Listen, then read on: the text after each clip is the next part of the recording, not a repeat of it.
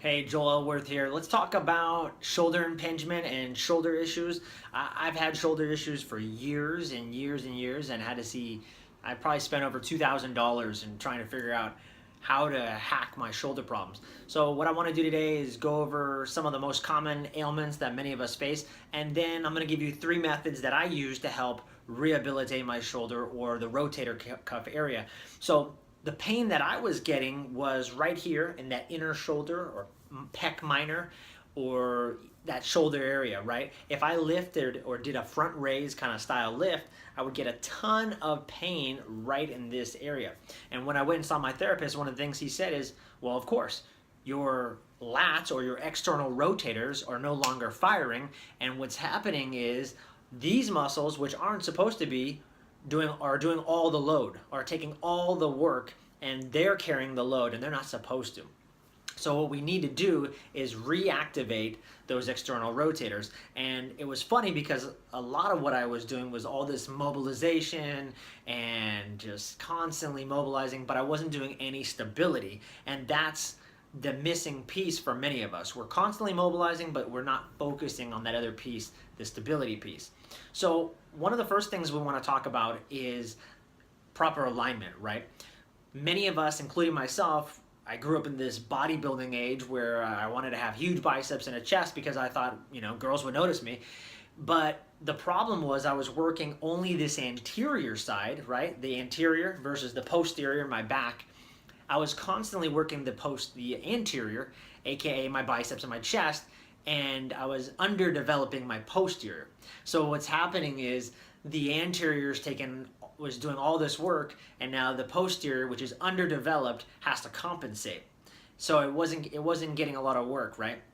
So what happens is now I've got this overdeveloped chest and biceps, and I start to develop this kind of roundingness, which you see in a lot of people. You see this kind of hunched shoulders. So one of the first things we want to do is we want to get ourselves in a proper position, and one of the ways we can do that is the first piece is we're going to shrug our shoulders traps to ears, and then you're going to roll your shoulders back and down. Now you can see I'm in this nice open position, and if I do it from the side, right, again, if I'm walking with this kind of hunchback shoulder position, which you see many of us in, if shoulders go straight to my ears, keeping that position, I roll back and then straight down from there. And you can see I'm in a nice, tight, proper position from here versus here to here. That's a big difference. And this is the position right here that we want to be lifting from or doing our mobilizations or rehabilitation exercises from. So what I got here is a couple of different kind of bands that I want to show with you. And you can get these on Amazon. I'll link to it in the page. You got a set like this, and they come in kind of a 3-pack, so you got various kinds of resistance that you can use. So what I'm going to do is I'm going to take the band, and I'm going to hold it like so. Again, I'm going to get in the proper position, ears, back, roll down, and from here I'm just going to hold the band in this supinated grip, and I'm just going to pull the band apart. And what you want to aim for is about 10 reps. What I would also do a lot of is I would start messing with the eccentric load of the lift. And for those of you that don't know, this right here, this portion of the lift, when I pull apart, is called the concentric portion. And as the band comes back together, this area is called the eccentric. Now, why would I want to hold for like, say, 5 seconds the eccentric load and prevent the band from closing? Why would I want to emphasize that part of the lift more than the concentric? Well, studies have shown that the eccentric portion of the lift has a lot more muscle recruitment and tendon recruitment, so it's a lot better for healing. So that was something I would also play with. Instead of just doing the 10 reps that my physical therapist wanted me to do, I would also do maybe 5 to 10 reps of just this slow kind of lift, working that eccentric load. When you do about your 5 to 10 reps, however you want to do it, the eccentric or just rapid kind of regular normal tempo lift, afterwards do 10 rapid fire, so it looks like this. And we want to kind of get that fast twitch, and you want to exhaust the muscle. So do 10, 20 reps until you're completely fatigued. And you're gonna do this about, again, it's gonna be about 3 sets of 10 to 20 reps, depending what you get. Then I'm gonna flip the band over. Same thing, get my proper positioning. I'm gonna hold the band like so in a pronated grip. I'll hold it out, and same thing, I'm gonna extend the band all the way. One of the most common mistakes that I was making for me is I wasn't getting a ton of muscle recruitment, and one of the corrections that I had from my PT was I was extending maybe to here and wasn't feeling it.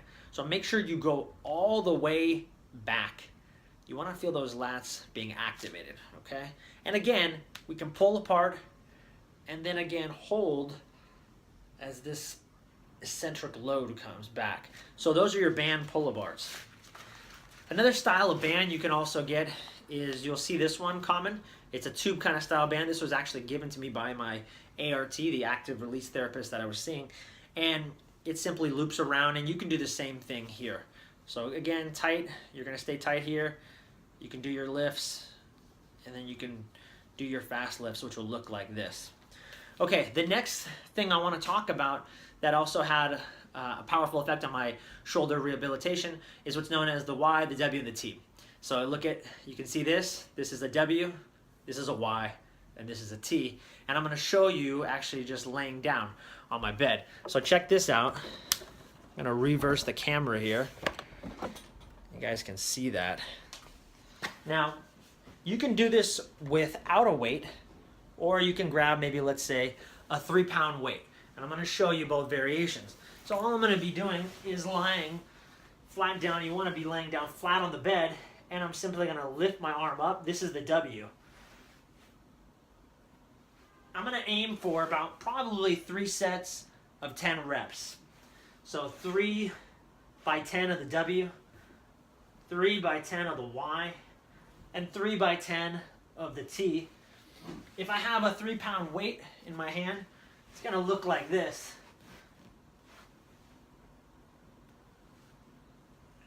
That's the W, this is the Y, and the T.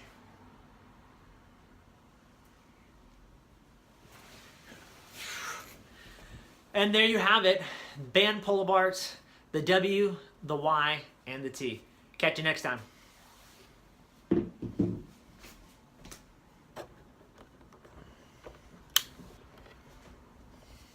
All right, guys, let's finish up with the W, the Y, and the T. I'm gonna show you how you can do it as simply on the side of your bed. You can use your sofa or a massage table or something like that if you have it. But all I'm gonna do is I'm gonna lay flat on my belly, and I'll show you how you can do this with or without a weight. And it'll look like this. Now, if I'm doing the W is gonna look just like this. You see that? Here's the W coming out like a perpendicular.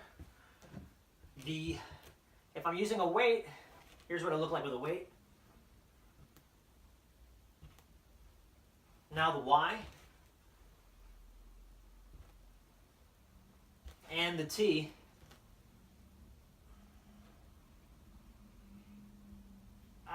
You could do it like this. I like to supinate the weight. So